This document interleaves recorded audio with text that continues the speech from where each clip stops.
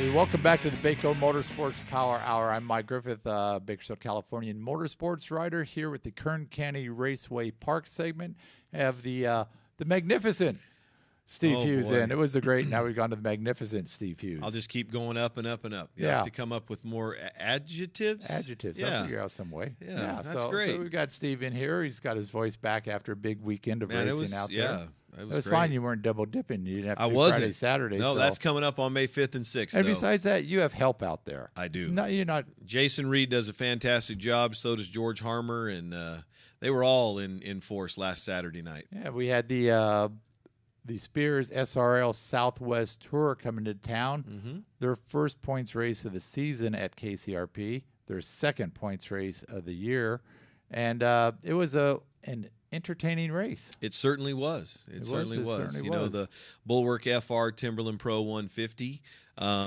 You know, we had Derek Thorne qualifying quick, and then the way they do the draw, you know, with the 5150 energy drink cans, he drew a 7, and he has the choice either to draw first or to draw last.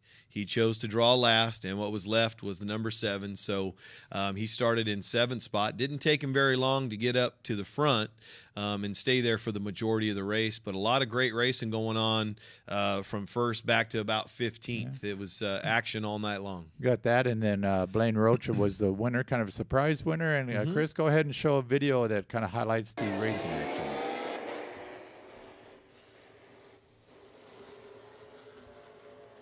Yeah, that's the initial start. The initial start, and Thorne is 7th here at the start of the race. And the way I videotape this stuff, people, I don't videotape the whole race, and it's handheld. I'm in and out of, right. And then I just try to do a little highlights package. What we're seeing here is Donnie St. Hours. The first section of that race, he was gone. He was long gone until a right rear rotor malfunction. Say that 3 times fast.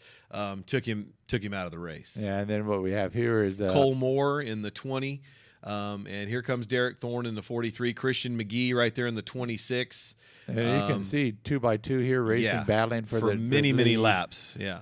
And the inside is not the preferred line at KCRP. It'll work, but you don't want to be there forever. Well, it wasn't It wasn't that night, and everybody was saying, you know, we just can't get any grip down low, which is pretty unusual.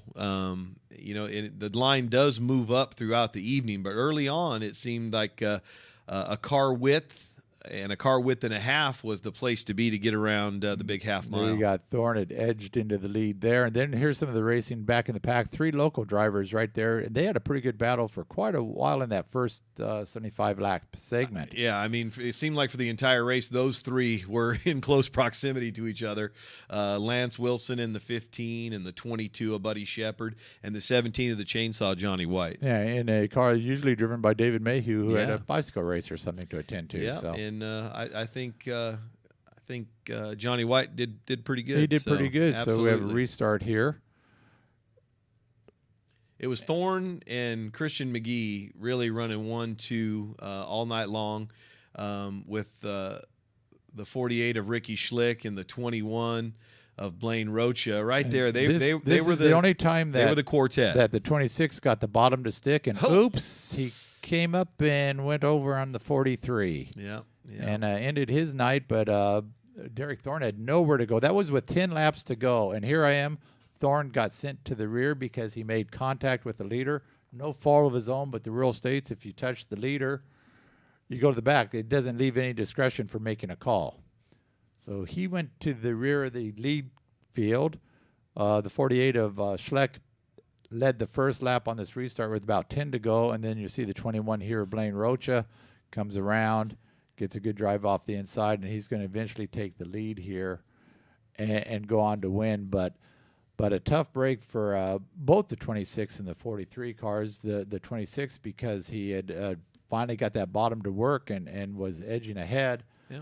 And the 43 because he had nowhere to go, and his car wasn't hurt. He came back and finished 9th. Came back and finished 9th. I don't know if it was hurt or not, but he definitely didn't come through the field as I expected him to on that restart. He passed a few cars, right? But he had 9 laps. Yeah. And he wasn't going to come through the field and challenge for the lead. No, certainly not. Certainly not. You know, those 9 cars left on the lead lap are pretty good race cars. And so go ahead and show some of the slides from this, if you will.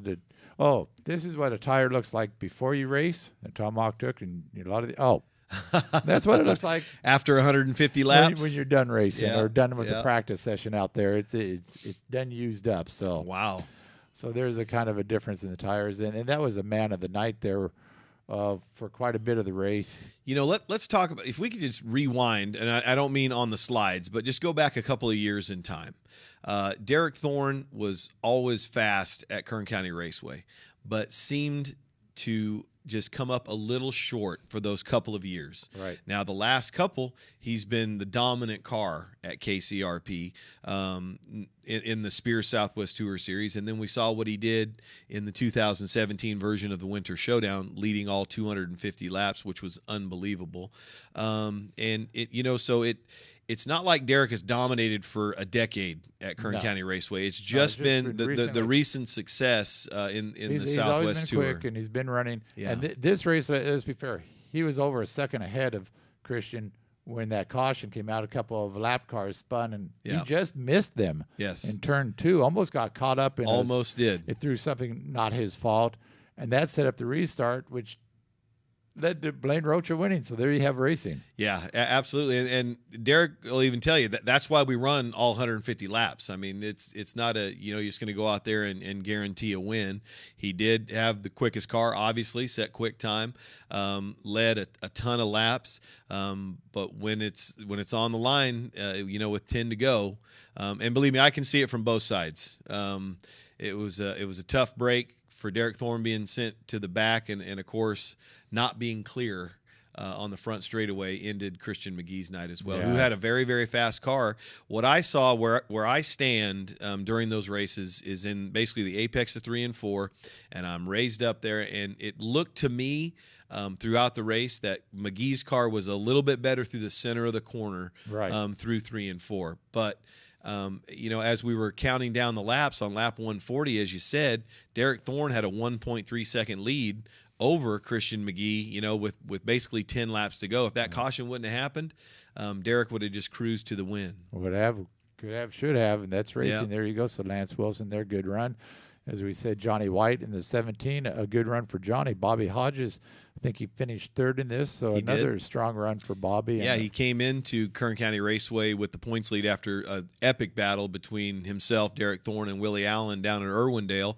Of course, Bobby getting the victory there and then coming home in 3rd. So he came into Kern as the points leader in the Spears Southwest Tour Series, and he left on Saturday night with that points lead. Okay, Chris, just run through the rest of these quickly, and we'll get through there. Blaine Rocha, Ricky Schlepp, Bobby Hodges, Carlos Vieira, a good run for him in the 51 car, which shows that he started having the Campbell Motorsports people house his car, and and the performance is last 2 races. He's had a 2nd place finish and a 4th in the last 2. The rest of the top 10. We had the super stocks out there. We had Perrin Kuster there. Greg Puskarich, and the West Coast Wildman, Roger Holder. Roger Holder comes away with the win. Rich DeLong 3rd, Kyle 5, Greg Puskarich, and PJ Hernandez. And then we had the spec mods there too, and we had Ed Coffey, and then that was Mike Mason and Jim Coffey in the 8 car. Jim Coffey, the winner over Mike Mason, who had a big lead, and I don't think that any way Jim Coffey was catching him, but there was a yellow. Well, it bunched the field. It appeared that the 2 cars that were going to battle it out to the finish were going to be the number 4 of Eric Brust and the 55 of Mike Mason. Late caution, reshuffled the order, set everything back up, and you know how it is at the big half mile at Kern County Raceway. On those restarts, you got to get what you can get, and that was the case in the spec mod race. Those final laps, Eric Brust had some ignition problems or some voltage problems on that brand new Price race car of his. Got shuffled to the back, but 2 in a row for Jim Coffey. Great way to start the season. And this weekend, quickly, we've got the late models, twin races. How many laps each? No, let me back it up. Late model twins, no spec mods. We moved those to last weekend. So late model twins, no spec mods, mini stocks, legends, and the round number 2 for Golden Empire Supermoto. So no spec mods. So. No, I got to keep updating my schedule. Yeah, please do. It's updated on the website. Sorry about that. Yeah, I was thinking spec mods are going to get to run 2 weeks in a row, but yeah, we probably don't want to push. Don't want to do that. So we shuffled them back to that weekend. It was a big night. Great racing. All three divisions on the half mile. So it was a good show for us last Saturday night. And how many laps for the twin? 35. 35 laps, twin 35s for the late models. Yes, sir. And the Golden Empire Supermoto, that's going to be fun. Yeah. Will be a little different track than last time because they've gone outside and you're not going to do it this time. We're going to stay in the friendly confines of Kern County Raceway, but looking forward to another great rider count for Golden Empire Supermoto. Okay, Steph starts out there. Gates will open at 5:30. Racing will start at 7. There you go. Got to get out to KCRP Saturday. Cars and motorcycles, and thankfully not on the track at the same time, which is always a good idea. We may try that. Okay, well, thanks for coming in. Thank you, Mike. We'll see you next week on the Baco Motorsports Power Hour.